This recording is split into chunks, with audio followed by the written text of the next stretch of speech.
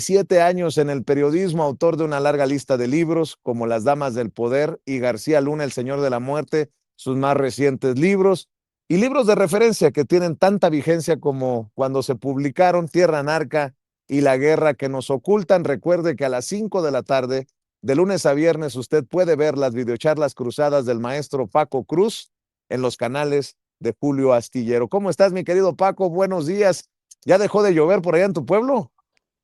Vicente, tenemos 5 días con lluvia consecutivos, 5 y mucha humedad, pero bueno, aquí estamos, Vicente, va a seguir lloviendo creo que el resto de la semana, pero fíjate, voy a dividir, es que como los fuiste dando los temas, en 2009, 2010, Felipe Calderón prácticamente dobló a la Federación Mexicana de Fútbol para imponer como técnico de la selección nacional a Javier el Vasco Aguirre.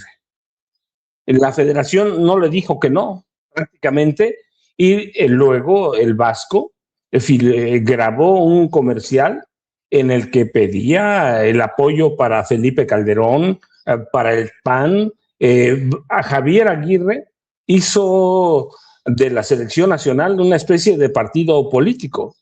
Se alejó de todo y fue la punta lanza de Felipe Calderón.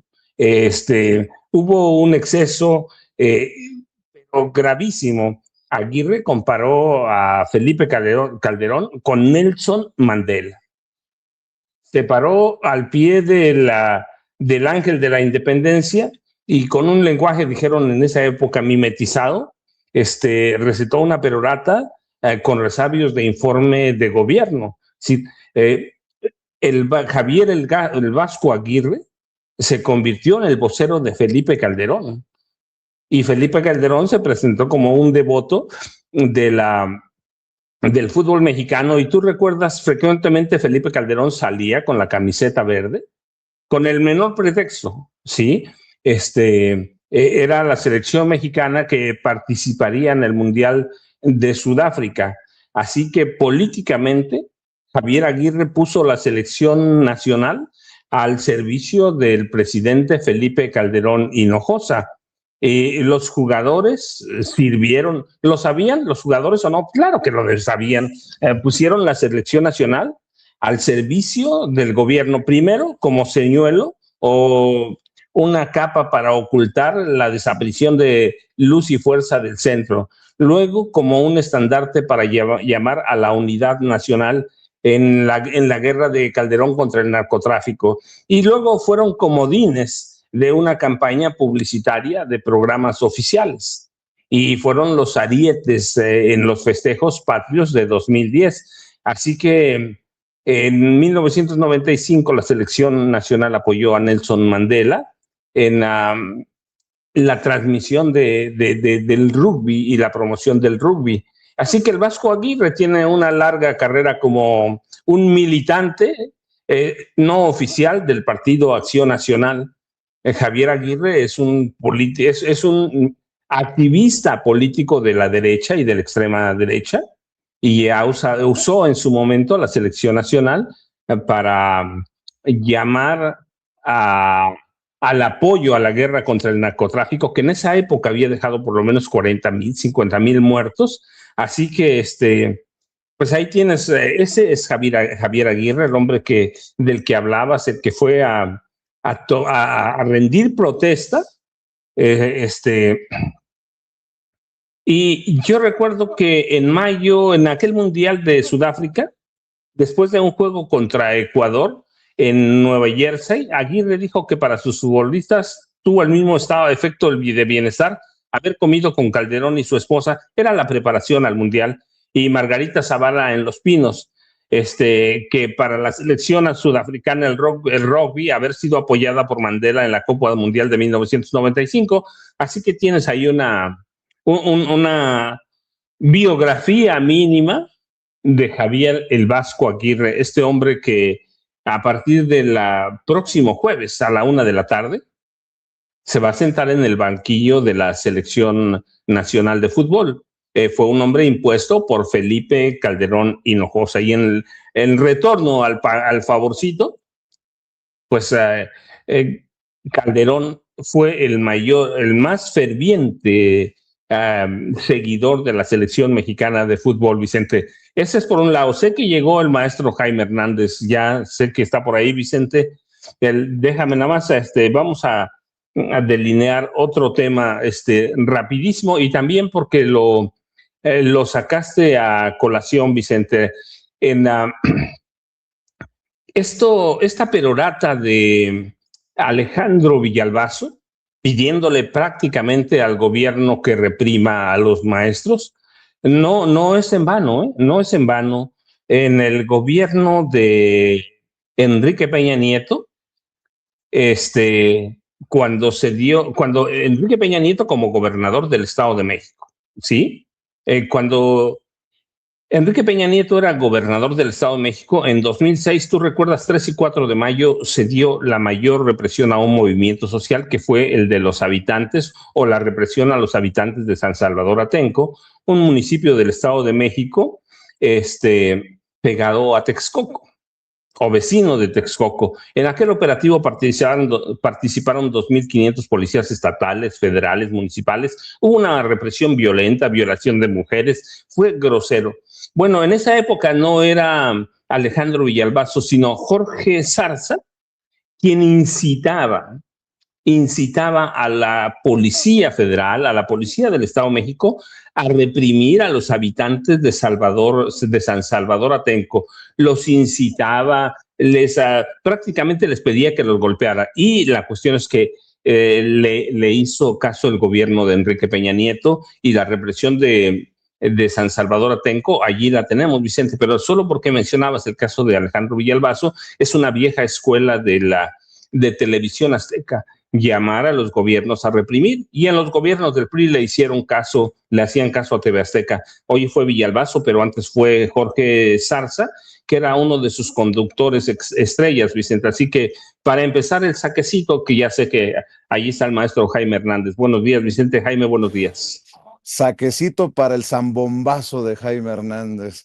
Mi querido Jaime Hernández, décadas como corresponsal mexicano en el extranjero, como corresponsal de guerra, fundador y conductor de su espacio en YouTube No Apto para Cínicos. Recuerde que a partir de la 1 de la tarde, ahí en No Apto para Cínicos, lo esperan Jaime, su compañera Hildy y su editorialista Yago Batusay. Mi querido Jaime, ¿cómo estás, Jaimito? Buenos días. Por cierto, qué relajo se armó en los medios tratando de echarse clavados tipo Rommel Pacheco, con 3 vueltas hacia adelante, con no sé qué dificultad, para querer echarse para atrás luego de que aquí dimos a conocer lo de la opinión. Yo creo que fuimos los primeros en dar a conocer la nota de Jesús García de la Opinión, que el Departamento de Seguridad Nacional había señalado que no había entregado estos permisos especiales al gobernador de Sonora o al gobernador de Tamaulipas para que entraran con parol a declarar a Estados Unidos.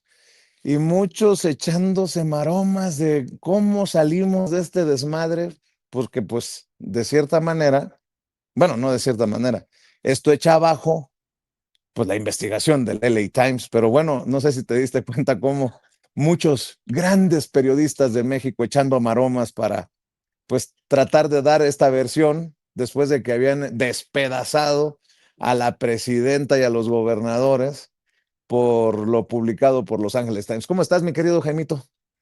Good morning, ladies and gentlemen. Ya te veo muy elegante, muy dispuesto a entrar a la mañanera. Ojalá que la presidenta te dé en esta ocasión la palabra, querido Vicente. Pues ayer quería para Con... decirle pinche corrupto Azcárraga, pero pues no se pudo, ¿no? Te vio venir la Yo presidenta, creo que la canijo. presidenta dijo, le doy la palabra a este cabrón y le va a despedazar a uno de mis invitados. Don Francisco, good morning, ¿cómo está usted? Jaime, muy buenos días, con mucha lluvia, pero bien, Jaime. Esperando a Yago Batusay. Pues acá también con mucha lluvia en la Ciudad de México. Fíjense que realmente es interesante si uno ve la línea del tiempo de de la desmesura con la que Aristegui, Televisa, Azteca, todos los medios, la prensa vendida de El Universal, Reforma, vendieron la historia de que había los dos gobernadores, el de Tamaulipas y el de Sonora, tenían un permiso especial para entrar casi, casi como delincuentes con nocturnidad a Estados Unidos para realizar declaraciones ante un jurado especial.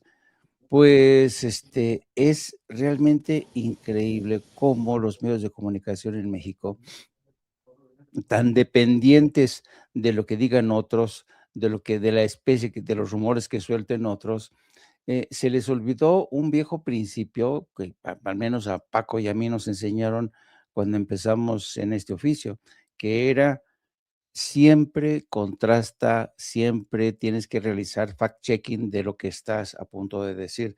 Y yo me acuerdo que, y ustedes me van a desmentir si no fue así, cuando nosotros dimos la noticia, lo hicimos con todas las reservas del caso, asegurando que esta información era extraña. Después incorporamos las declaraciones de Mike Vigil, que tanto en Sin Censura como en Optos Paracínicos mostró sus reservas sobre esta historia difundida por Los Angeles Times y Steve Fisher, que envalentonado dijo, pues yo me mantengo en mi historia, no le quito ni una coma, ni un punto. Yo soy ineludible, soy el reportero non plus ultra que tiene becario, soy becario del Pulitzer, de la organización Pulitzer. Y todo el mundo, no, pues sí, pues tiene razón, tiene que ser. Steve Fisher es, pues, no, es un periodista, un reportero non plus ultra. Y en eso llega el travieso de Jesús García y agarra y le desbarata todo el relato, de la que se engancharon todo mundo con entusiasmo, con peculiar alegría, ¿no? Y ahí platicando ayer precisamente con Jesús García, lamentábamos el hecho de que ahora en día es, cuando el periodismo anda de capa caída en México, no solamente en México, sino también en Estados Unidos, los periodistas han hecho de lado el rigor periodístico para publicar lo que les cae, lo que les cae siempre y cuando favorezca sus intereses, ¿no? Y entonces, pues él dijo que hizo lo que tenía que hacer, requirió al Departamento de Seguridad Interna una confirmación de que estos 2 gobernadores estaban ingresando, con un permiso especial para hacer declaraciones, a lo cual el Departamento de Seguridad respondió que nanay, nanay, que no, es falso. Así es que, como bien dices, Vicente, muy pocos medios, ya sabemos, los medios vendidos, la prensa vendida, hizo mutis, no dijo ni miau, ni guau, ni nada, ¿no? Entonces, pues otra más que se les cae, otra más que se les cae. Y a mí me parece, ¿sabes? Si esto hubiera sido quizá, no sé, hace unos 30 años, hubiera sido un escándalo, porque aunque en la prensa hace 30, 40 años no era lo mejor del mundo, por lo menos se respetaban ciertas reglas, ¿no? Y si mentías, si volabas la nota, híjole, te iba como en feria. Pero ahora no. Ahora volar las notas es parte de la normalidad. Se ha aceptado con una facilidad impresionante, ¿no? Y así es que vamos avanzando y cada vez queda demostrado que hoy en día es más fácil creer una mentira que una verdad.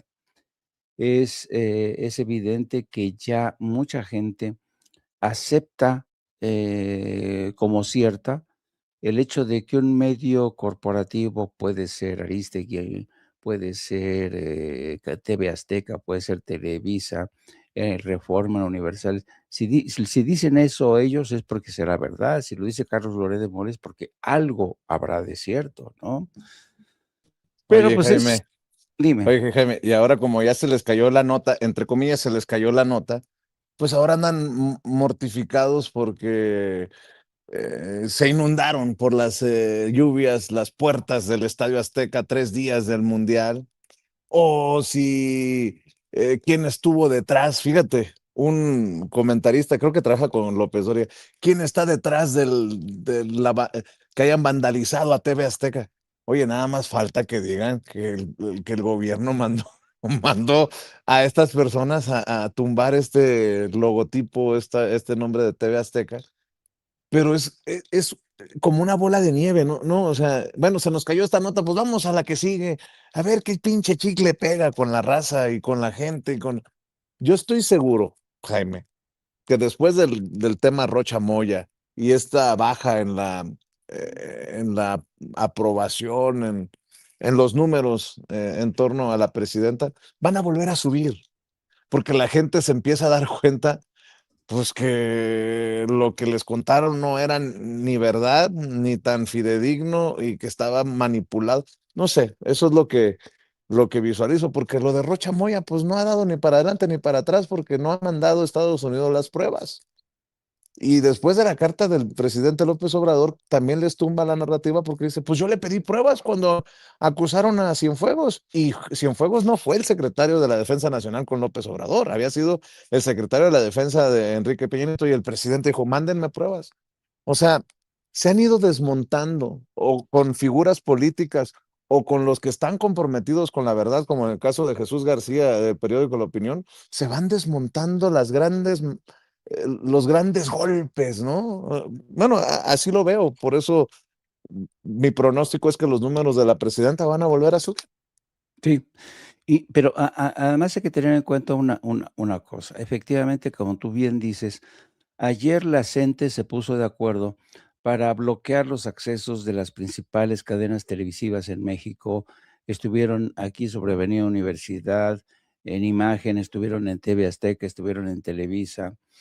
Yo en principio creí, porque pasé, estaba por la Avenida Universidad, pensé que habían declarado la huelga, pero no me quedé con la duda, entonces fui, ya sabes, los reporteros somos así de chismosos y de curiosos, y no, me percaté que era gente de la CENTE que estaba bloqueando el acceso de Imagen ahí en donde tiene sus programas este canal de televisión, y estaban bloqueando y estaba la policía a una prudente distancia vigilando cómo se estaban comportando los de la CENTE.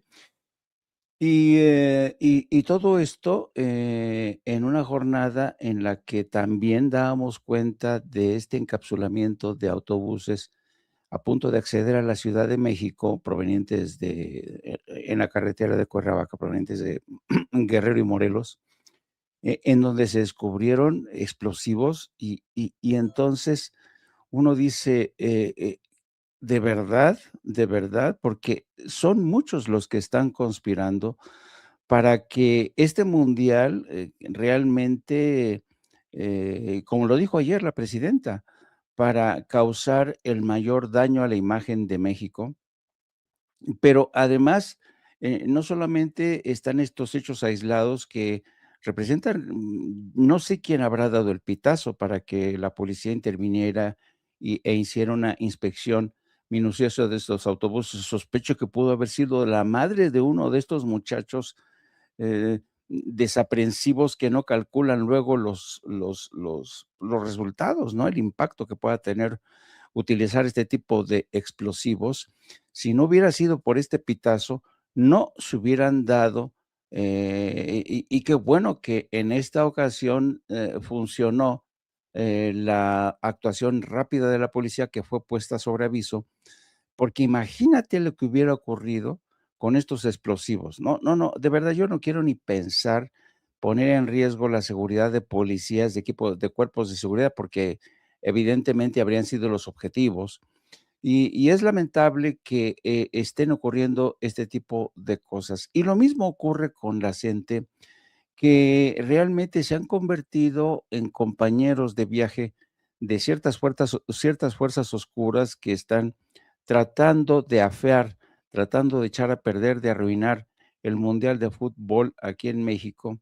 Y hoy precisamente me llamó la atención un artículo que escribe Juan Pablo Espinelo en Bloomberg. Él se supone que es especialista en América Latina. Escribe un largo artículo, dice, en México para el Mundial, los carteles son el menor de tus problemas, porque dice que hay un pacto de entre los carteles, pero para no atacar a turistas, visitantes. Ya los carteles se pusieron de acuerdo. No sé de dónde sacó su información este señor, pero asegura que los carteles ya se pusieron de acuerdo para no afear afiarle el mundial a Claudia Sheinbaum. Dice que en lugar de los carteles, la principal amenaza va a ser una ciudad acostumbrada al desquiciamiento cotidiano, y ahora más con las lluvias, el sistema de transporte, en fin, que va a ser un pandemonium la Ciudad de México y sobre todo ciudades como Guadalajara y Monterrey, donde ya hay quejas de varias delegaciones de deportistas. Creo que los japoneses se quejaron ayer mucho de Monterrey, creo que abandonaron incluso el confinamiento y se fueron a Estados Unidos. No, está siendo un merequetengue todo esto. Pues todo mundo intenta por todos los medios posibles afiarle el mundial a México, básicamente decir que México no estaba listo, porque México es un país donde la improvisación está a la orden del día, donde no hay orden, donde todo es un caos. Y realmente, pues, están vendiendo esta historia, medios como Bloomberg, que dicen que los carteles ya se pusieron de acuerdo para no hacer nada, pero aguas con la Ciudad de México, aguas con las fallas de Guadalajara y Monterrey, donde ciertamente, hay que decirlo, hay problemas de, infraestructura, se va la luz, etcétera, etcétera. Así es que yo estoy convencido de que este mundial va a ser una prueba de fuego para los cuerpos de seguridad, de la Ciudad de México, del Estado mexicano, para tratar de evitar al máximo que haya incidentes que lamentar, donde se pierdan vidas, donde se transmita la imagen de caos. Pero dicho esto, quien ya está transmitiendo imágenes de caos, de discriminación, de violencia dirigida, es en Estados Unidos, donde las selecciones de todo el mundo, sobre todo las del tercer mundo, como dicen ellos, están pasándola realmente mal. Han detenido a un jugador iraquí que es uno de los mejores durante 7 horas en un interrogatorio. Ya vimos que a la selección iraní no la dejaron, no le permitieron, no les autorizaron todos los visados, no le permitieron permanecer, pernoctar en Estados Unidos, tuvieron que irse a Tijuana. Hay protestas por todos lados en estos momentos. Ayer mismo abuchearon de forma vergonzosa a Donald Trump en un partido de básquetbol en Nueva York. Los neoyorquinos lo odian, no lo soportan. Hay que tener en cuenta que a pesar de que él diga que en Nueva York lo quiere la gente, en las elecciones del 2024 Donald Trump sacó un 17% de respaldo, para que se den cuenta. Entonces, Estados Unidos es quizá el país donde se está generando mayor caos. Las expectativas en términos de asistencia, reservas de hoteles no se están cumpliendo. Este hombre que ha convertido al mundo, a todo el mundo en su enemigo, es abucheado por la multitud ayer en Nueva York y luego encima se durmió.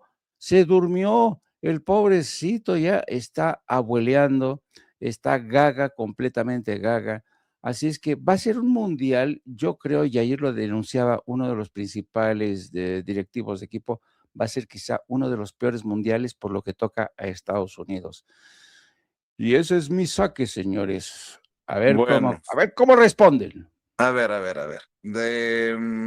Estaba viendo, por ejemplo, una entrevista de Roy Campos, con las reservas de dónde la vi y de las declaraciones del propio encuestador, ¿no? De Mitofsky, pero dice, el PRI ganó las diputaciones locales en Coahuila, pero no es un adelanto de lo que pasará en 2027, lo que sí está vendiendo Alito Moreno, ¿no?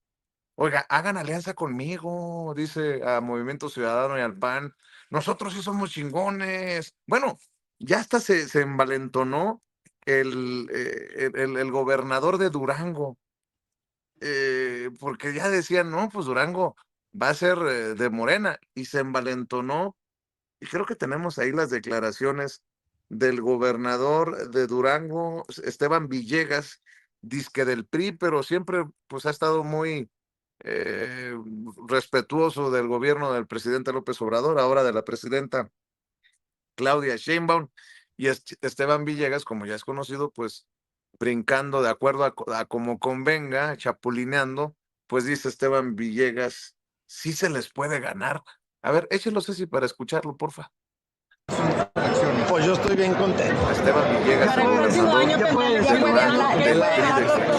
ahora sí puedo hablar, ya votaron los que tenían que votar. El próximo año hay elecciones. Yo estoy bien contento porque, miren, ya se veía venir el carro completo porque primero Coahuila nunca ha perdido. El PRI nunca ha perdido en Coahuila. Tiene una estructura muy fuerte, muy sólida, muy bien estructurada. Ha tenido buenos gobernadores. Miguel Riquelme fue muy buen gobernador. Manolo, que está arrancando ya prácticamente, pues ya más hecho, ya más sentado en su responsabilidad. Ha sido un muy buen gobernador. Está muy bien calificado. Creo que la gente le refrendó su apoyo y tienen una ventaja bien padre, que electoralmente hablando, que nomás tienen elección de diputados locales. A mí me gustaría tenerla así, solita, la de los diputados locales. Entonces, felicidades a todo el priismo de Coahuila.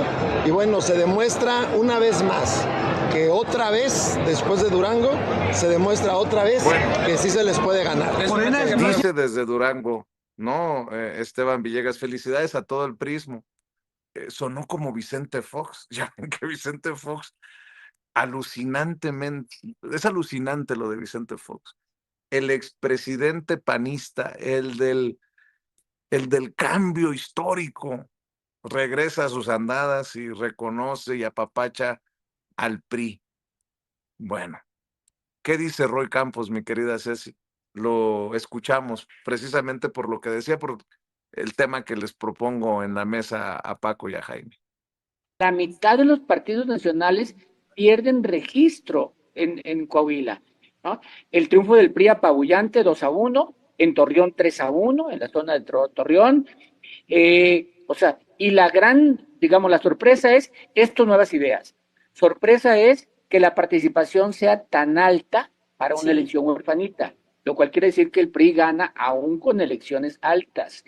Entonces, pero sí coincido también con el inicio del reporte. El PRI está bien que lo cante, está bien que lo grite, está bien que lo aproveche, pero no es un adelanto de lo que pasa el 2027. Bueno, lo dice Roy Campos, encuestador de Mitofsky, no lo digo yo.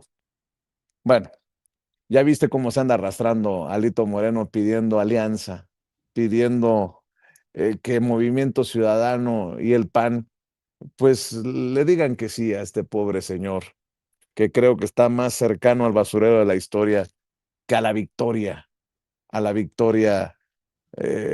pírrica, por lo que significa, con mucho respeto, Coahuila. Mi querido Paco, y más lo que le quieras poner a la mesa, ¿eh? Bueno, Vicente Jaime, primero, fíjense, les voy a poner es una anécdota personal. Cuando fui a trabajar a Acapulco, ya trabajé 4 años y medio en Acapulco, fue conmigo un joven estudiante de Ayotzinapa. Desde hace años no lo veo, pero fue conmigo un estudiante de Ayotzinapa joven. Y uno de estos artefactos que vimos, 59, más pequeños todavía, más pequeños, en una de esas protestas que hacían entonces, bueno, la siguen haciendo ahora, le voló prácticamente toda la mano.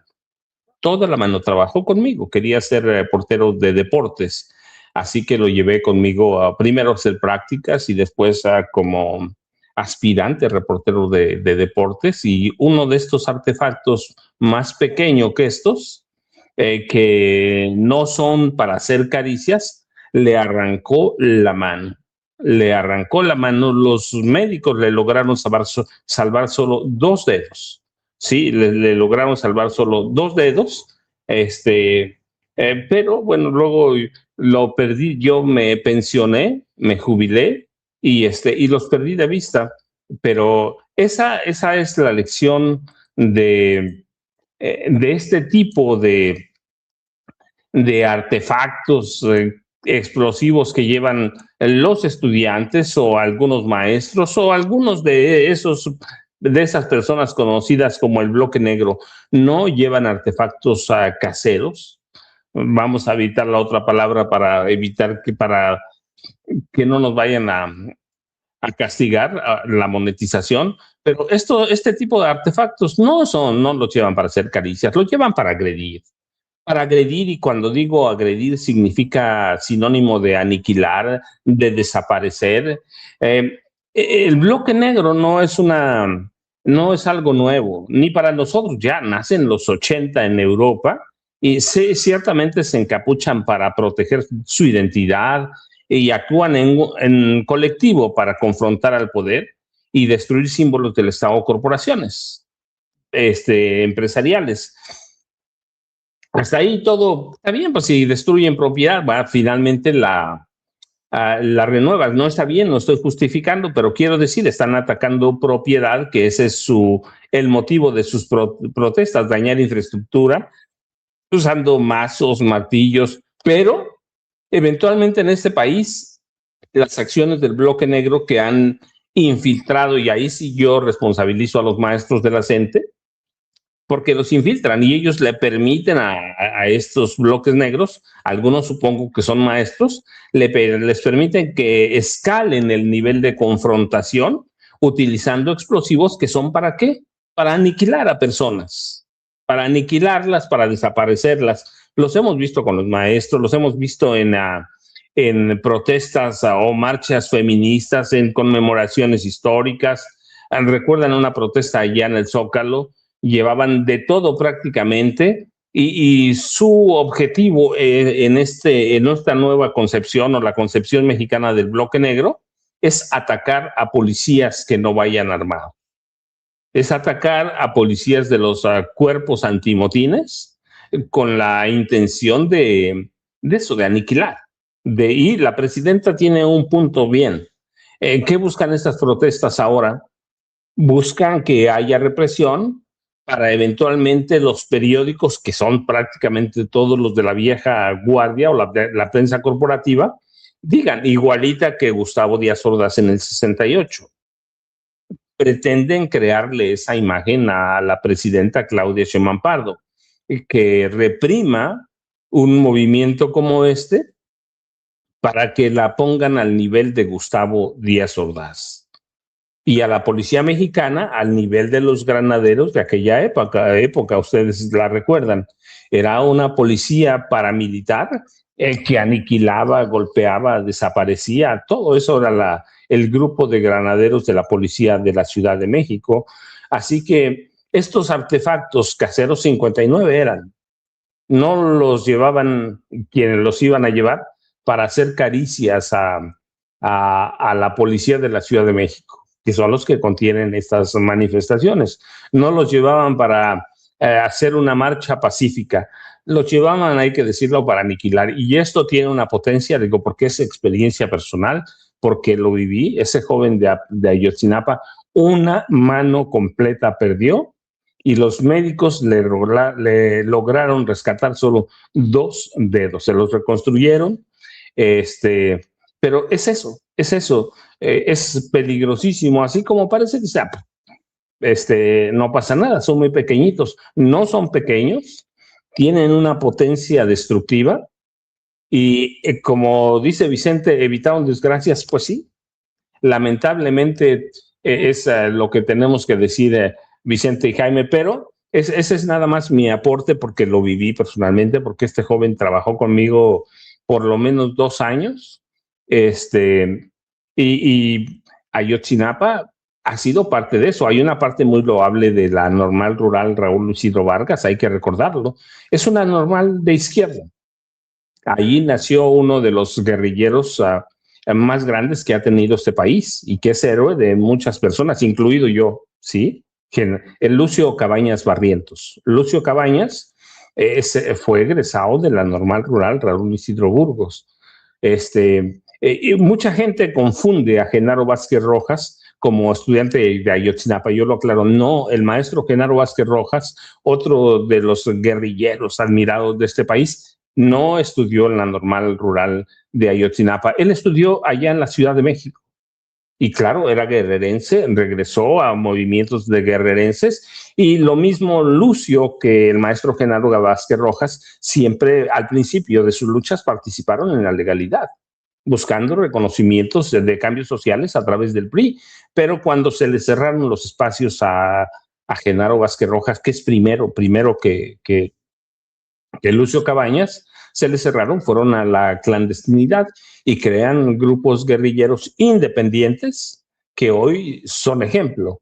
Que además era en un país cerrado, un país represor, pero estos explosivos son, Ayotzinapa tiene una historia muy rica de izquierda, pero tiene una historia reciente también de agresiones a las autoridades, tiene movimientos de choque y ha sido infiltrada por el ejército y la marina hace años, Vicente. Ese es por parte de esto. Y luego fíjate otro tema que me llamó la atención, que lo pusiste ahí sobre la mesa, el de Ricardo Monreal Ávila. La tibieza para calificar lo que pasó el domingo. No es que él lo diga Morena, hay cualquier cantidad de evidencia de un fraude monstruoso y grotesco. Y dice, bueno, vamos a ver si las autoridades, espérate, tiene todas las pruebas, es un diputado federal, puede hablar abiertamente, pero lo que está haciendo es negociar, lo que siempre hace Monreal, actuar con una tibieza que no cabe en un diputado que es coordinador de una fracción parlamentaria, que yo digo que lo que está haciendo es tratando de defender su alianza con Alejandro Moreno Cárdenas y otros priistas, está actuando. Él lo dijo alguna vez, no lo digo yo, lo dijo él. Bueno, pues sigo siendo CNOP, la Confederación Nacional de Organizaciones Populares, que era uno de los sectores del Partido Revolucionario Institucional. Y ya lo dijo en el micrófono abierto cuando se acercaba a un grupo de diputados del PRI. Soy CNOP. Así que a mí me llama eso mucho la atención cuando se posiciona en torno a lo que pasó en las elecciones del domingo pasado en Coahuila. Eso por un lado. Por otro, mira, dice Roy Campos que no es lo que pasó en Coahuila, no es lo que va a pasar en 2027. Yo difiero un poco. Sí, entiendo que no va a pasar eso, pero también entiendo que Ariadna Montiel Reyes pagó su novatada. No esperaba eso. Sí pagó su novatada. No es culpa de ella, no son culpa de ella los resultados del domingo, y agarró el partido ya muy tarde, pero sí confió en que iba a haber una elección decente. Ya descubrió el monstruo de 1000 cabezas que es el PRI. Descubrió que el PRI nunca va a jugar una elección decente. Pero para el 2027, para mí es una advertencia a lo que pasó en Coahuila, y una advertencia de que hoy vimos un fraude cibernético. Bueno, pues el PAN y el PRI pueden operar con un fraude cibernético o intentar, por lo menos, intentar perpetrar un fraude digital con la intromisión de la CIA. Para mí sí es grave lo que pasó el domingo, porque vimos algo que no se había visto: el uso de la tecnología para mover los resultados de una elección. Ya vimos lo que pasó en Colombia, hemos visto lo que pasó en Argentina. En 2020, esta fue una elección pequeñita, pero sirve para qué, como un ensayo. En 2027 vamos a tener una elección grande. No solo las 17 gubernaturas que estarán en juego, sino el control o la mayoría calificada de la Cámara de Diputados. Vamos a elegir 300 diputados de mayoría relativa y bueno, y ahí se cuelan 200 de representación proporcional. Así que debe Morena tener mucho cuidado. Como dicen, ya les habían advertido a Ariadna, pero uno no aprende sino hasta que lo vive en vivo. Sí, ahora, como dicen, se lo chamaquearon, se vieron muy lentos y ya vieron que el PRI nunca va a jugar limpio, pero tampoco el PAN. Y además tenemos la sazón de la CIA. Yo estoy convencido que la CIA va a participar en 2027, va a participar para apoyar al PRI, para apoyar al PAN, y lo que vimos el domingo fue eso, un fraude cibernético que solo pudo haber sido perpetrado ¿con qué? Con apoyo de la CIA, la tecnología. Así que hay que estar pendientes y te digo, yo digo, ¿qué cacarea Alejandro Moreno Cárdenas. Pues no podría cacarear nada porque sí ganó, pero ya era de ellos Coahuila. Era claro que iba a haber una elección de Estado, que iban a mover miles de millones de pesos, me atrevo a decir por lo que vimos. Así que no tendría nada. Lo que está cacareando es la tecnología y la nueva forma de hacer un fraude. ¿Hubo acarreo como antes? Sí. ¿Hubo manipulación abierta? Sí. ¿Hubo miedo? Sí. Pero hubo mucho dinero. ¿A través de qué? De la tecnología. Así que hay que tener mucho cuidado y esto debe servirle de ejemplo a Ariadna Montiel Reyes y a toda la gente del grupo que está con ella.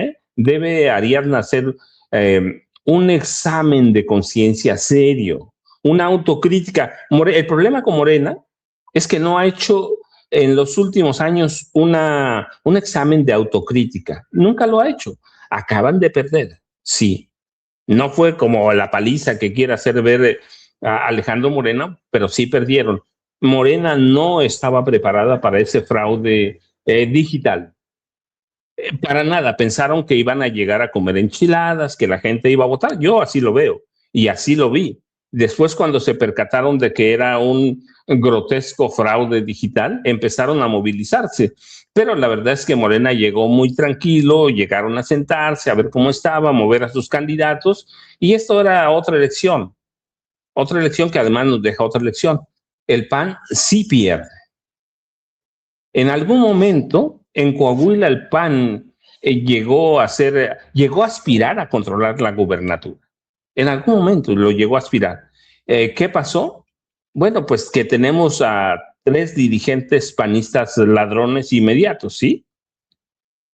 Los 2 antecesores de Jorge Romero Herrera son mafiosos y se olvidaron del partido. No lo digo yo tampoco, lo dijo Felipe Calderón, lo dijo Margarita Zavala. Tenían una mafia, tienen, encabezada hoy por Jorge Romero Herrera, así que se olvidaron de trabajar. ¿Y cuál es el resultado? No tuvieron el 3% de la votación en Coahuila. Y eso se puede replicar en los otros estados. No tuvieron el 3%. Lo mandaron como al 4º o 5º lugar, pero también es un aviso para Movimiento Ciudadano que ahora de pronto anda muy crecida, ¿no? Empezaron como el PRD. Empezaron como el PRD a perder el registro en diferentes estados y mira. Exactamente. ¿Dónde está el PRD? Pero yo, fíjate lo que digo, esta debacle de la PAN no empezó ahora con Jorge Romero Herrera, empezó con Ricardo Anaya y luego siguió con Marco Cortés y ahora sigue el declive en Coahuila. En algún momento, el PAN tuvo presencia legislativa muy fuerte en Coahuila. Se aproximó a una mayoría absoluta, por ejemplo, las elecciones que me acuerdo ahora de memoria. En 2017 ganó el PAN 9 de los 16 distritos. Era mayoría simple. Sí, pero estaba cerca de mayoría calificada. Hoy el PAN está muerto. Y eso no habla la vieja prensa. El Comité Ejecutivo Nacional Panista representa una ruptura desde la dirigencia de Ricardo Anaya Cortés y de Marco Cortés Mendoza. Hay una ruptura con la población. Bueno, lo hemos visto, ni siquiera el regalo o el anuncio de que les van a dar un iPhone 17 Pro Max con toda la tecnología de último minuto, ¿no? Así que hay que tener eso. Y luego hay que seguir de cerca lo que hizo Manolo Jiménez. Sacó dinero del presupuesto, pero abiertamente. Así que nos deja una lección a todos, pero en especial, yo digo, debe ser primero Ariadna Montiel Reyes. En este país no hay decencia en el PRI ni en el PAN. Hoy se la chamaquearon, hoy pagó su novatada, pero yo espero y confío, porque ha hecho buen trabajo, por lo menos hasta ahora, en que para 2027 va a ser otra cosa. La otra elección es para el PAN.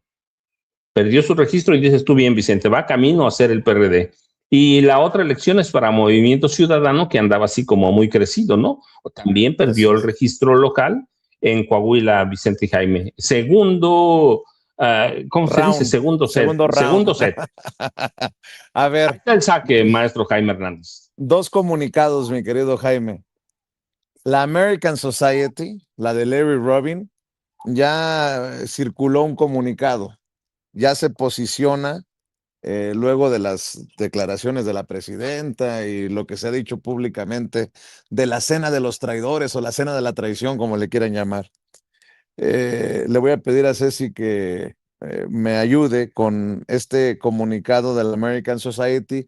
Lo voy leyendo, me alcanza Ceci y nos puede a lo mejor también compartir algunas de las fotografías de estos personajes. Mi querido Jaime dice, la American Society of Mexico reafirma su vocación de diálogo, pluralidad y cooperación binacional.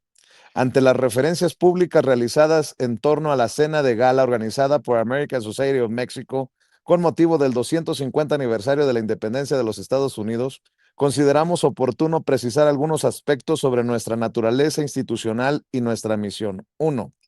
American Society of Mexico fue fundada el 26 de agosto de 1942 como una asociación civil y desde entonces ha trabajado ininterrumpidamente para fortalecer los lazos de amistad, entendimiento y cooperación entre la sociedad organizada de México y Estados Unidos. Desde su origen, el embajador de los Estados Unidos en México ha fungido como presidente honorario de nuestra institución, reflejando el carácter histórico y binacional de nuestra organización. 2. A lo largo de más de 8 décadas, American Society ha convocado a representantes de los sectores público, privado, académico, religioso, cultural y social de ambos países para intercambiar ideas, construir puentes y promover soluciones a desafíos compartidos. Nuestra historia demuestra que el diálogo y la cooperación han sido siempre nuestros principios rectores. 3. La pluralidad no es una excepción dentro de American Society, es una de sus características esenciales. Por ello, nuestra convocatoria al evento referido, como todas las anteriores, han estado abiertas permanentemente a actores de distintas corrientes de pensamiento, sensibilidades políticas y responsabilidades institucionales. 4. Durante los procesos electorales de 2024, como ocurrió con otros aspirantes y actores públicos relevantes, la entonces candidata presidencial Claudia Sheinbaum participó en espacios convocados por nuestra organización en el ejercicio de una práctica institucional que buscó escuchar todas las voces y enriquecer el debate público desde una perspectiva respetuosa y plural. 5. Del mismo modo, en nuestros eventos participan regularmente representantes de gobiernos federales, estatales y municipales, legisladores de distintas fuerzas políticas, líderes empresariales, académicos, organizaciones de la sociedad civil y representantes diplomáticos. 6. Los eventos de American Society of Mexico se financian mediante la venta de boletos, cuotas de participación y patrocinios de múltiples empresas mexicanas y estadounidenses.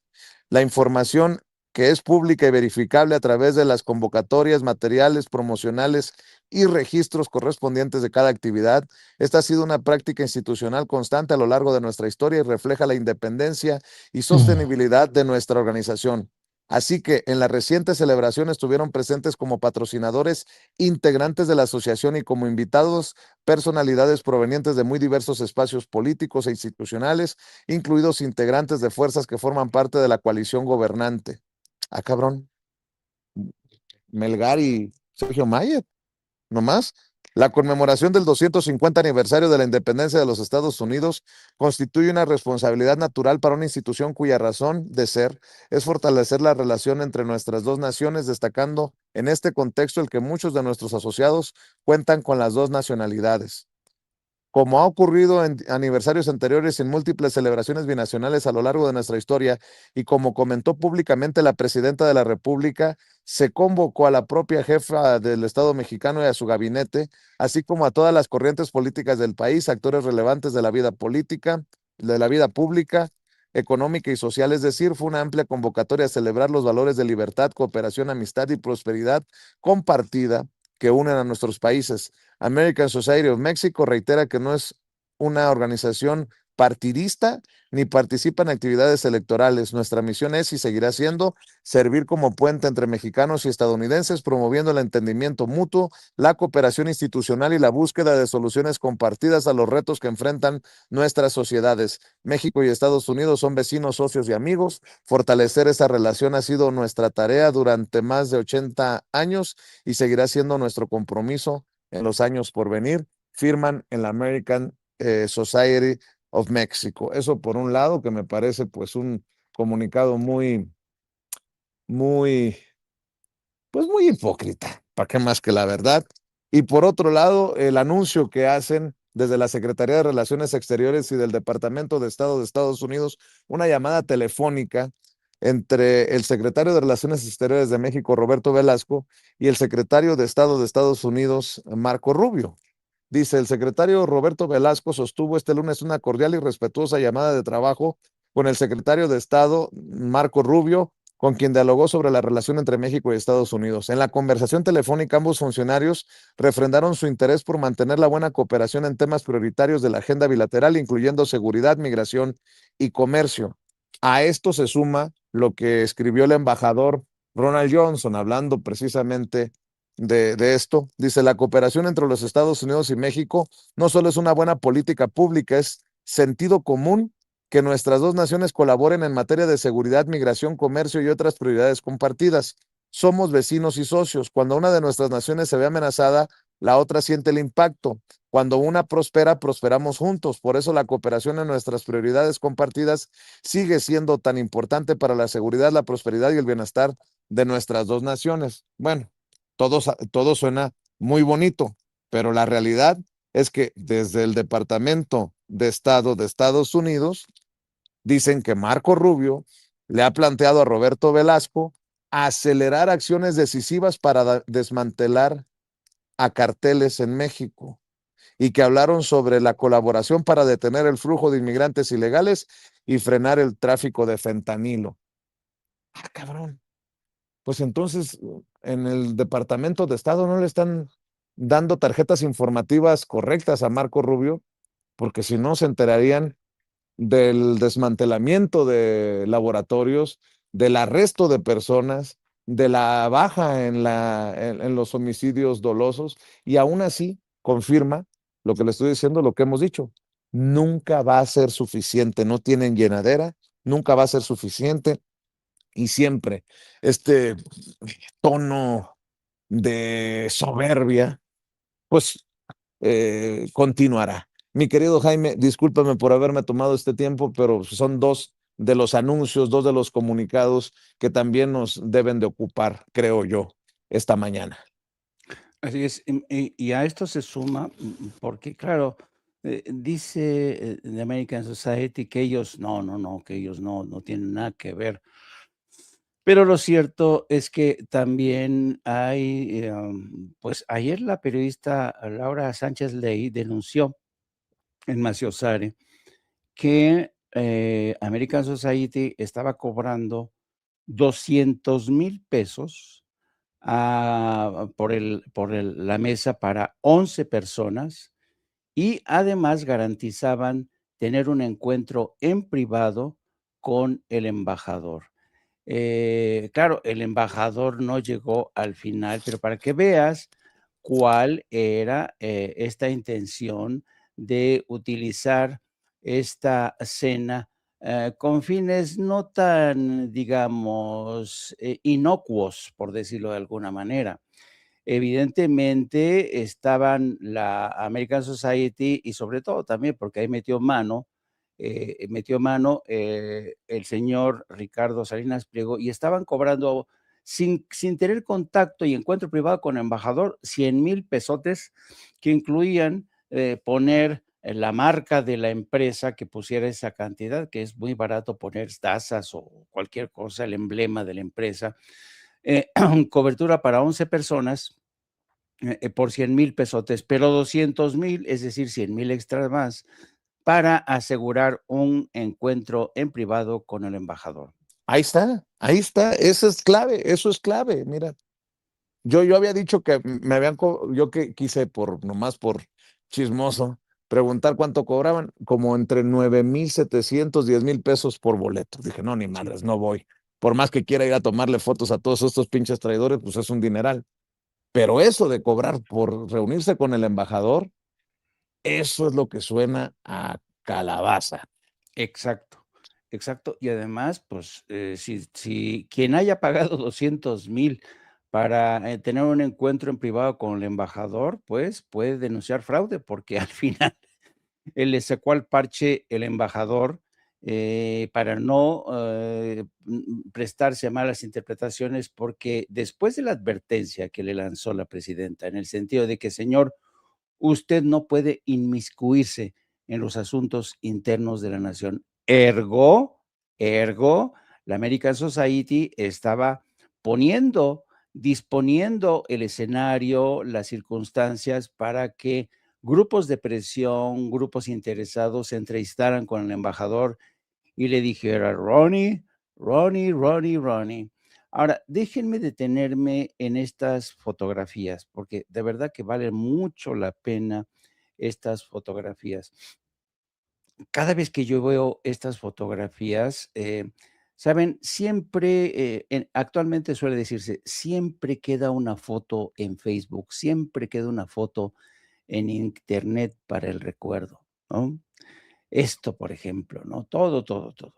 Bueno, a mí hay una frase que me fascina por todo lo que conlleva. Es una frase de García Lorca que dice, hay que recordar hacia mañana, hay que recordar hacia mañana. ¿Qué quiere decir esta frase aparentemente contradictoria? Que estas imágenes que vemos hoy las vamos a recordar el día de mañana como el acto de alta traición que esta gente protagonizó. Al aliarse con Estados Unidos, a tratar de ponerse al servicio del embajador de Estados Unidos en México para participar en un golpe de Estado. Por eso viene bien este viejo acerto, esta frase de García Lorca. Hay que recordar hacia mañana, imaginando cómo estas fotos, sí, van a envejecer, pero van a envejecer en el tiempo, pero nos van a servir a nosotros para recordar que estas imágenes sonrientes, estas imágenes complacidas, formaron parte de la conspiración. Como decía bien el maestro Paco Cruz, nos van a recordar el momento en que se produjo la cena de los traidores, con los rostros, las sonrisas de todos aquellos que participaron de forma activa y pasiva en esta movilización contra el gobierno de México. Ahora, soy muy mal pensado por lo que acaba de decir Paco, mi querido, perdón, por lo que acaba de decir Jaime, mi querido Paco. Dice Jaime, pues pueden demandarlos por fraude porque no fue el embajador. ¿Y quién dice que no los va a recibir exclusivamente en su oficina en la embajada para no quedar mal con Larry Robin y la American Society? No sé, soy muy mal pensado yo. Soy muy mal pensado. O estoy exagerando. O soy muy perverso. Perdón, pero no. Pero además, recuerden, hay indicios muy sólidos de que el copatrocinador de esa cena de los traidores fue un tipo que se llama, seguramente les va a decir algo su nombre, Ricardo Salinas Pliego, un abierto opositor de la presidenta Claudia Sheinbaum Pardo y uno de los principales exponentes de la ultraderecha mexicana. Un tipo violento, un tipo que ha señalado que van a sacar a Morena no por las buenas, sino por la fuerza, con la violencia. Así que la organización sí estuvo a cargo y el domingo, por cierto, La Jornada, el periódico allá en Ciudad de México, publicó un artículo sobre eso, sobre quién copatrocinó la cena de la American Society, pues Ricardo Salinas Pliego, un hombre que quiere sacar en forma violenta a Morena del poder. Y este comunicado de Larry Robin también deja de lado que él personalmente, Larry Robin, es uno de los representantes en la llamada sociedad civil de Donald Trump. Él ha estado en cada campaña promocionando a Trump. Es uno de los apoyos sólidos del Partido Republicano en México. Así que eso de que sea una organización apartidista, hombre, es una organización del Partido Republicano en estos momentos pro Trump, y la cena patrocinada o copatrocinada por Ricardo Salinas Pliego. Por eso vimos ahí muy sonriente aquí a Kenia López Rabadán, a Jorge Romero Herrera, a Alejandro Moreno Cárdenas, a toda la oposición. O sea, fue una cena para la oposición. Y yo digo que es una cena copatrocinada por la CIA abiertamente. Ya hay que empezar a hablar de ellos. Ricardo Anaya, Lili Telles. Sí, Vicente. Oye, Paco. Y vaya que si le dolió a Larry Robin lo que dijo la presidenta aquí ayer, a planteamiento, por cierto, de Manuel Pedrero, porque sacó otro mensaje diferente al comunicado con una foto de él con la presidenta Claudia Sheinbaum Pardo, para que veas que sí dolió, para que veas que sí tuvo eco lo dicho aquí en la mañanera, y toda la campaña que dicen está armada en redes sociales. No, las redes sociales tienen vida propia y se expresan. Dice Larry Robin: valoramos el diálogo y la colaboración que hemos construido con la presidenta Claudia Sheinbaum y su gabinete, que invitados a nuestra cena de gala no pudieron asistir. Entendemos que en este momento las agendas son complicadas. Desde hace 83 años, la American Society de México ha sido una organización apartidista y sin fines de lucro, dedicada a construir puentes de entendimiento, cooperación y amistad entre ambas naciones. Ese compromiso permanece inalterable y seguirá guiando nuestro trabajo en beneficio de México, Estados Unidos y de la relación que une a nuestros pueblos. Y ahí sí firma Larry Robin, que sube esa fotografía en donde aparece en un evento de la American Society con la presidenta Claudia Sheinbaum Pardo. Sí dolió, mi querido Paco, sí dolió, mi querido Jaime. Bueno, tan es así que por eso anda hasta respondiéndome a mí Sergio Mayer, porque obviamente no quieren quedarse con eso en la frente, ¿no? De traidores, mi querido Paco. Vicente, Jaime, esa es la cena de la vergüenza. Yo te decía, ¿por qué la presidenta no fue? Lo que oculta a Larry Robin es que fue copatrocinada por Ricardo Salinas Pliego. O sea, era la invitación a la presidenta Claudia Sheinbaum Pardo para tenderle una trampa. Para los funcionarios de su gobierno era tender una trampa. Sergio Mayer fue porque, bueno, pues ya sabemos que era un traidor. No ahora, lo dijimos, lo hemos dicho por años, puedo decir. Y lo otro que te decía, aunque parezca partidista, no, es una agrupación que hoy, en estos momentos, rinde cuentas al Partido Republicano. De hecho, hace unos años, Larry Robin intentó ser congresista por el Partido Republicano en Texas. Así que no tuvo nada de apartidista esa cena, sobre todo cuando están los dineros de Ricardo Salinas Pliego. Imagínense a la presidenta yendo a la cena y al otro día que saliera con el logo de Grupo Salinas. Habría sido una vergüenza. O cualquier funcionario de la presidenta Claudia Sheinbaum Pardo. Era tenderle una celada, Jaime, era tender una celada al gobierno federal, a quien fuera del gobierno federal. Los otros los vemos ahí conviviendo, sonriendo además, pues porque pertenecen a esa parte oscura, no oscura que ahora, porque ahora es muy abierta, de la oposición que exige la intervención armada de Estados Unidos y que prácticamente le ha abierto los brazos a la CIA. Hay que ver la defensa que hicieron de Manu Campos, Jaime. Así que esa debe ser recordada como la cena de la vergüenza, Jaime Hernández. Sí, efectivamente coincido con ello. Yo creo que, ¿por qué será que México parece entrampado en este bucle en el que siempre a lo largo de su historia, desde la presidencia de Benito Juárez, desde el momento en que estalló la guerra entre México y Estados Unidos, siempre ha habido un grupúsculo dispuesto a traicionar a México, dispuesto a entregar territorio, dispuesto a ponerse de tapete ante potencias extranjeras. ¿Por qué será? ¿Por qué será? Algunos dicen que es el síndrome de la Malinche, llámese como se llame, lo cierto es que hay gente dispuesta a traicionar la tierra que les vio nacer, ¿no?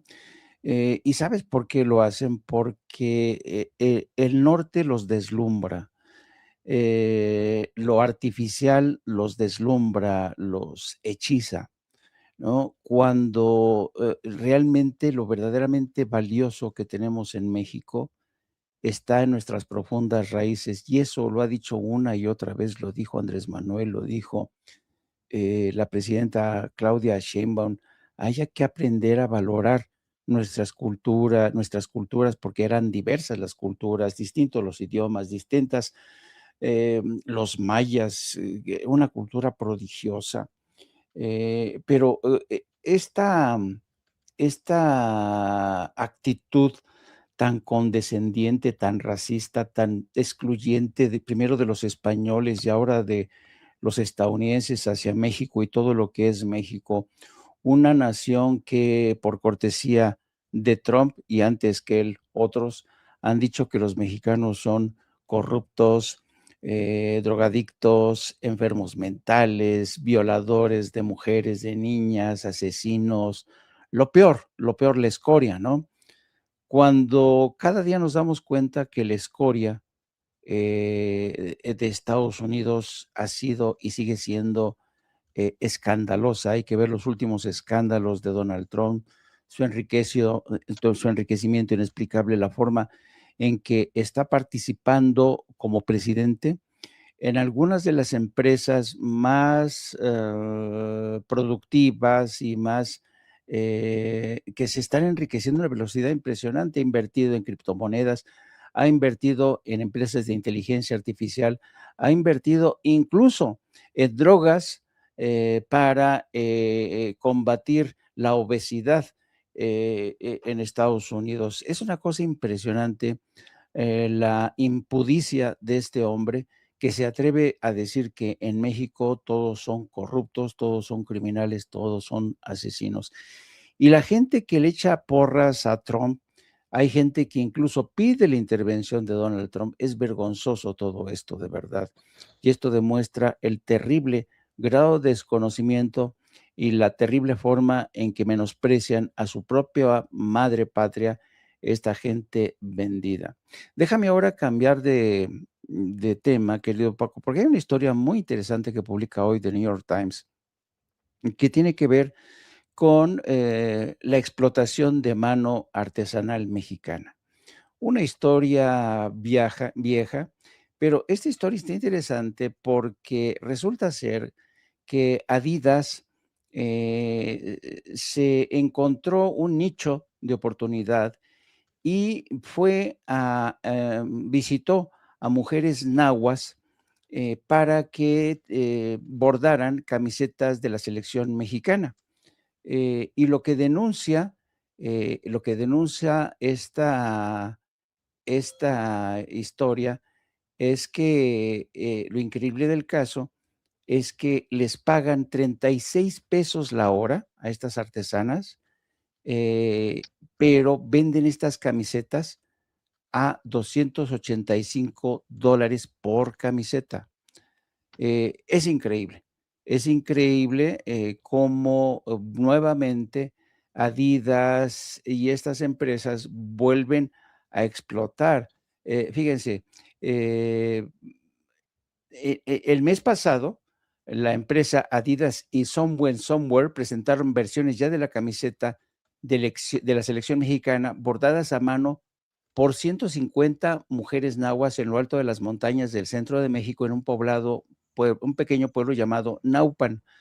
Adidas llevó a 2 de los artesanos a Alemania para incorporar las camisetas al archivo de la compañía. Alguien en algún lugar llevó a otros al campo para uno de los últimos partidos amistosos de México antes de que comience el torneo esta semana, y las camisetas, a pesar de costar más de $200, se han vendido rápidamente. Entonces, pues esto dio pie a que activistas mexicanos denunciaran esta explotación. Hoy una activista e influencer mexicana que se llama Luz Valdés, que difundió a través de TikTok e Instagram esta historia que pues que está siendo ahora recogido por The New York Times para denunciar la explotación que están, bueno, el éxito empresarial nuevamente de Adidas a costa de artesanos, mano de obra artesanal mexicana. Así es que, como siempre, el craso oportunismo de estas grandes empresas que explotan mano de obra de indígenas, de comunidades artesanales, de niños, etcétera, etcétera, vuelve a reaparecer en el marco del Mundial de Fútbol, querido amigo.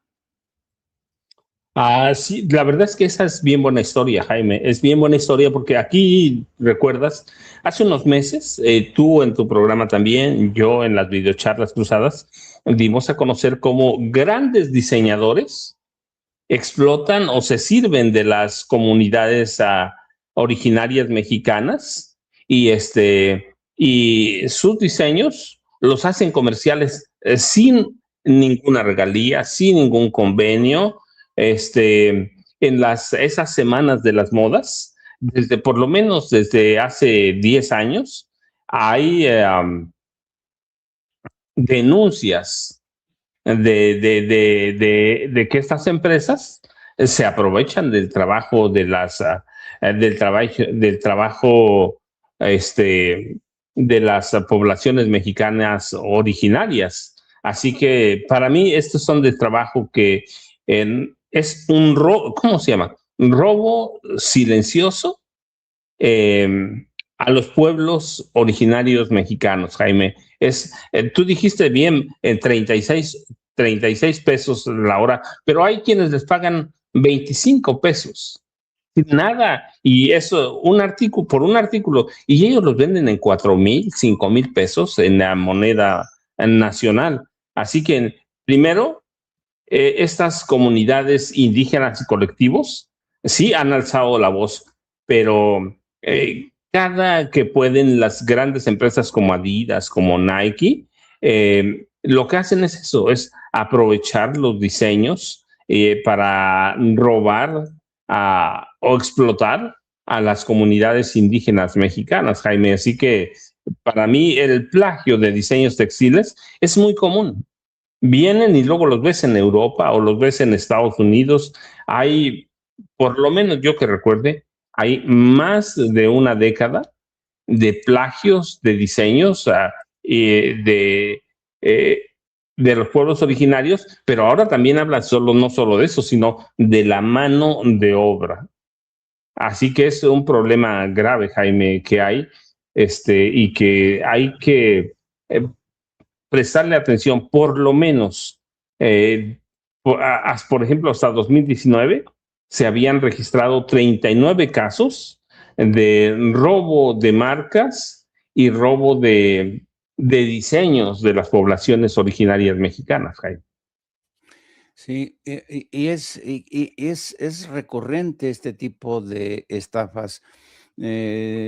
Cuando hay versiones o se supone que estos diseños de los indígenas mexicanos pues ya son un patrimonio cultural. A ver qué dice la presidenta sobre este escándalo, porque este gobierno, precisamente el de Claudia Sheinbaum, se ha preocupado y mucho por proteger a las comunidades, a los pueblos originarios. Y claro, en el contexto de un mundial que se escenifica en México, al menos de forma parcial, pues hay que ponerle a la lupa sobre este tipo de historias porque siempre suelen venir aquellos que deciden explotar la mano de obra artesanal en México con estas camisetas de Adidas que les pagan a los artesanos 36 pesos la hora y las venden hasta entre 200 y 285 pesos. Ya vemos a Vicente otra vez. Don Vicente, ¿cómo estás? Aquí ya listo, ya instalado en primera fila, mi querido Jaime, mi querido Paco. al interior de Salón Tesorería en Palacio Nacional, esperando a la presidenta Claudia Sheinbaum Pardo para esta mañanera del pueblo de martes. Oigan, estaba leyendo siguiendo una mala práctica, un vicio de Jaime Hernández, la columna de Raimundo Rivapayacho, y dice Raimundo que ahora sigue Adán Augusto, que el cuarto es Adán Augusto en la lista. Avísenle a Raimundo que lo de Durazo y de Américo Villarreal parece que termina siendo una volada de Los Angeles Times, todo parece indicar. Pero bueno, ahí vienen ¿cómo le vamos a poner a la película? Ahí viene el lobo. Híjole, siguen con esta narrativa y con este periodismo de ficción. Oye, por cierto, veo que en Televisa están analizando la posibilidad de que la extrema derecha sí esté en campaña contra la presidenta Claudia Sheinbaum Pardo. Pero primero, Ceci, lo que dice de Ricardo Salinas Pliego, Denise Merker, por favor, no sea malita. Si nos ayudas, Ceci.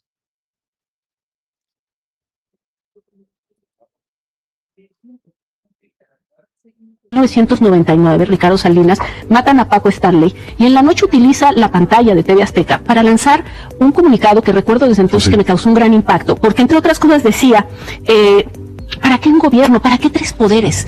¿Por qué estamos pagando impuestos? ¿O para qué pagar impuestos si no hay seguridad? En ese entonces pues no sabíamos que Paco Stanley estaba metido con tráfico de drogas, en fin, pero para él ese asesinato ya era suficiente para cuestionar el pago de impuestos. Yo creo que nunca ha querido pagar impuestos, no ha querido contribuir. Y me parece que la construcción del tío Richie, que es esta construcción política como de extrema derecha populista, digamos, pues está llenando un espacio también en donde mucha gente coincide en que el gobierno es una porquería, que son gobiernícolas, que no hay que pagar impuestos, que hay que comprar armas, y me parece que también eso lo blinda a Ricardo Salinas, que es, me convierto en un personaje político, ergo ya no me vas a poder cobrar tan fácil los impuestos, porque yo me voy a regresar diciendo que lo estás haciendo en venganza personal por mi posición política.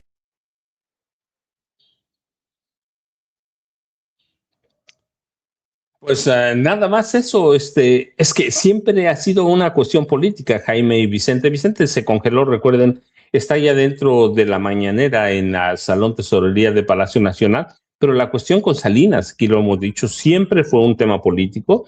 La compra de lo que hoy es Televisión Azteca con dinero del narco de Raúl Salinas de Gortari fue un tema político, Jaime. Nada. Entonces, como dicen en mi pueblo, Salinas de Gortari y Raúl no da un paso sin guarache. Así que siempre fue un tema político, Vicente.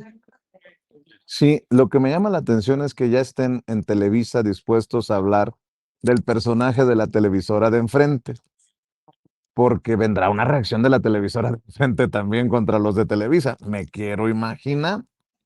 Y si en Televisa ya están analizando la estrategia de la ultraderecha, ¿se van a atrever a mencionar con nombre y apellido a Ricardo Salinas Pliego y a su séquito de mascotitas? Yo creo que son muy interesantes los tiempos, porque por mucho tiempo hemos criticado, Paco, Jaime, que no se tocan ni con el pétalo de una rosa, ¿no? Sí, y hay que ver, por ejemplo, hoy en el Heraldo se publica la historia de un documental nuevo que ha producido Juan Carlos Uribe, y en este documental se revela que Paco Stanley habría recibido del narco 4 millones de dólares que nunca devolvió. ¿Para Así es, lavarlos o para qué? se supone Alcalde que de Juárez, por cierto, Jaime. exactamente, se supone que Paco Stanley les lavaba ese dinero, pero nunca los regresó. Entonces, para que veas de todo esto, cómo poco a poco comienza a esclarecerse. La historia aparece en un momento interesante, como tú dices, cuando de repente todo la porquería, el pasado de TV Azteca, su forma en que intervino, robó el Canal 40, la forma en que Raúl Salinas le dio dinero para comprar TV Azteca al narcoempresario, el señor Ricardo Salinas Pliego, pues que como que comiencen a retratarlo de cuerpo entero como quien no quiere la cosa. Ojalá que nótese mi sarcasmo, los grandes periodistas de México empiecen a retratar a estos personajes que me apuras tantito y le andarán compitiendo la candidatura presidencial en el 2030 a Alito Moreno, ¿no? Mira quién lo Esa digo, va a ser la pelea. Alito Moreno contra Ricardo Benjamín Salinas Pliego. No, bueno, ya está cantadita, ¿no? Alito Moreno se va a doblar. El del dinero el patrón es el que manda. Pues sí. Así que yo lo veo así. No sé cómo lo ves tú, Jaime, y cómo lo ves, Vicente. No, va a ser interesante cómo a partir de ahora Alito Moreno se va a convertir en esta suerte de marchante o comerciante que va a decir, se aceptan alianzas con el PAN, con Movimiento Ciudadano, después de nuestra victoria en Coahuila. Se acepta cascajo de Morena como Sergio Mayer. Ándale. Así va a andar Alito. O del verde como Melgar. Ándale. Oigan, yo nada más para regresarle las cámaras y los micrófonos y que nos ayuden con la información de la videocharla cruzada y de No Apto para Cínicos. Estemos al pendiente con esta denuncia que hace Laura Sánchez Ley, porque yo insisto, no quiero pecar de mal pensado, pero si a los que pagaron 200,000 pesos por la mesa, con la promesa de reunión con el embajador de Estados Unidos en México, Ronald Johnson, pues no se van a quedar de brazos cruzados y decir, pues nos canceló el embajador. Buscarán reunirse con el embajador y la pregunta del millón es, ¿para qué? ¿Qué intereses le van a exponer? ¿Cuál es la visión que le van a contar a Ronald Johnson? Ahí se las dejo, mi querido Jaime, mi querido Paco, a solo minutos de que llegue la presidenta Claudia Sheinbaum Pardo a encabezar la mañanera del pueblo. Sí, Vicente, aquí lo seguimos y nos vemos al rato terminando la mañanera.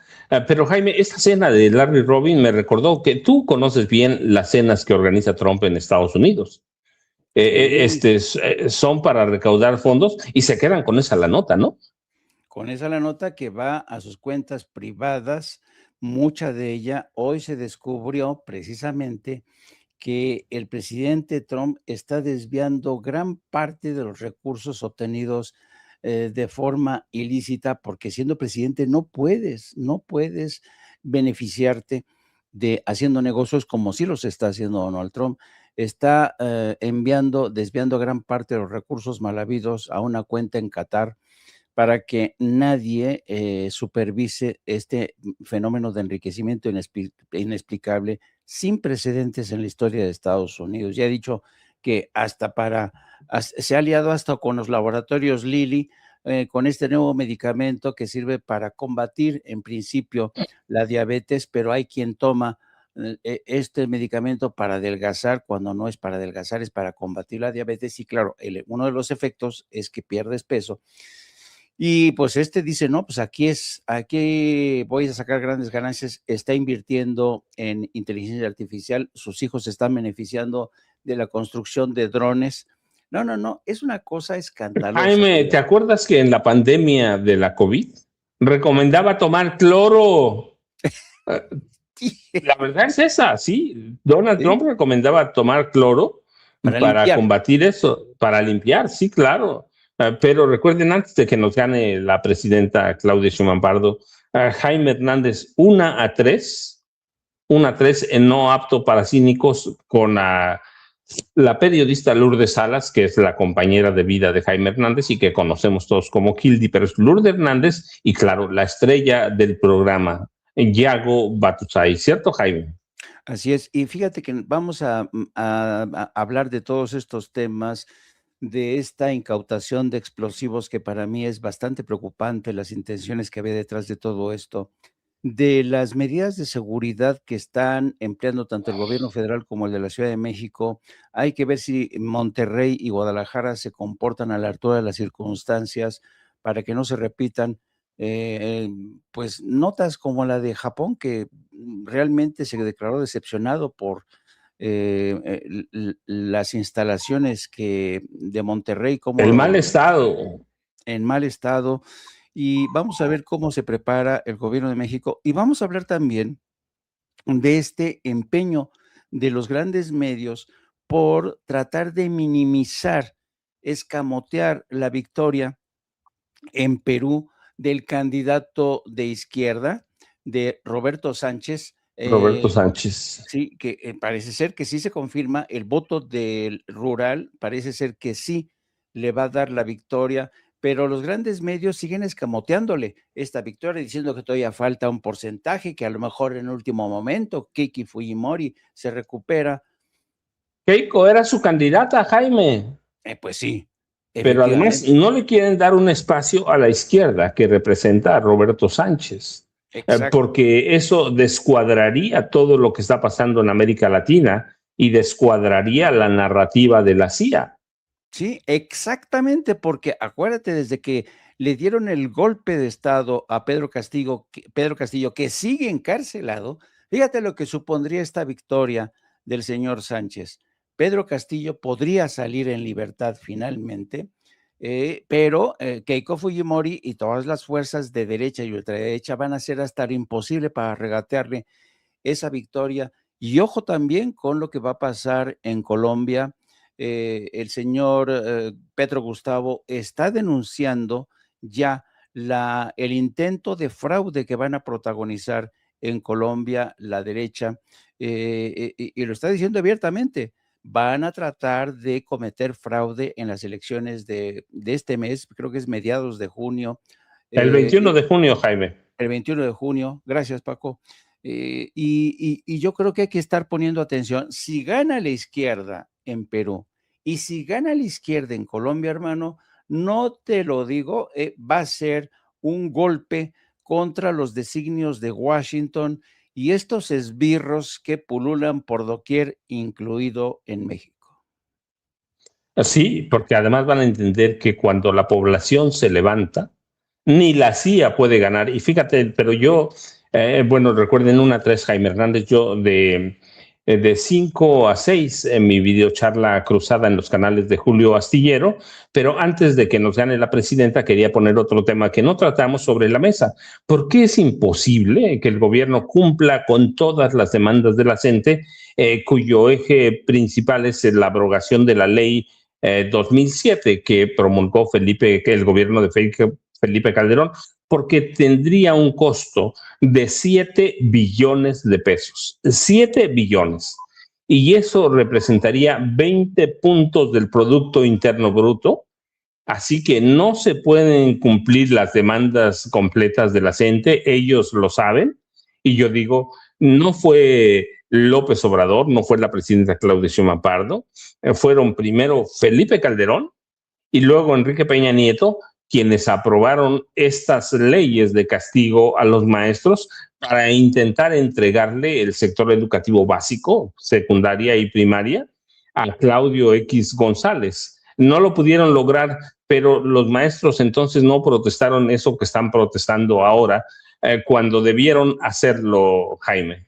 Así es, ahora sí se han envalentonado, creyendo que cuentan con el tiempo a su favor y un espectáculo como el del Mundial que planean echar a perder. Ya hay anuncios de que van a tratar de copar, de tratar de dificultar la llegada de visitantes, jugadores al Estadio Azteca. Este jueves han anunciado que van a manifestarse ahí precisamente en el estadio Banorte, creo que se llama ahora, o sea, que todo el mundo lo conocemos como el Estadio Azteca, que van a hacerse ahí presentes para bloquear el acceso. Va a ser una batalla campal eso. Yo no sé cómo le va a hacer los cuerpos de seguridad de la Ciudad de México y quizá la Guardia Nacional para tratar de frustrar estos intentos de la gente de dinamitar, de bloquear, de boicotear la ceremonia de inauguración y el primer partido entre México y Sudáfrica. Así es que, querido amigo, esperemos. Yo no sé por qué se está tardando nuestra presidenta. Porque es, Jaime, porque es mesa de seguridad. Hoy, es cierto. Mesa de seguridad, informe de seguridad nacional. Así que están reunidos el general secretario, el almirante, el secretario de Seguridad y Protección Ciudadana, todo el gabinete de seguridad, y seguramente están tardando por eso. Así que hoy va a ser interesante por lo que haya de los casos de los gobernadores de Sonora y de Tamaulipas. Sí, Américo Villarreal de Tamaulipas, Alfonso Durazo Montaño, el de Sonora, y todo lo que representa, pues lo que estamos viendo, ¿no? La pelea de que si tienen una visa o no tienen una visa especial, si van a declarar como soplones, como testigos cooperantes, supongo, eso sí, solamente supongo que esos temas los están tratando en la mesa de seguridad. Ya nos enteraremos en unos momentos, pero a menos que haya pasado otra cosa, Jaime, pero sí, ya se retrasó por... Sospecho que también va a haber preguntas relacionadas contra las medidas de seguridad de cara al Mundial, la amenaza de la gente en la Ciudad de México, la situación en Guadalajara, la situación en Monterrey, hasta qué punto está ya a punto, valga la redundancia, las medidas de seguridad, porque México se juega en esto mucho. ¿Cómo están?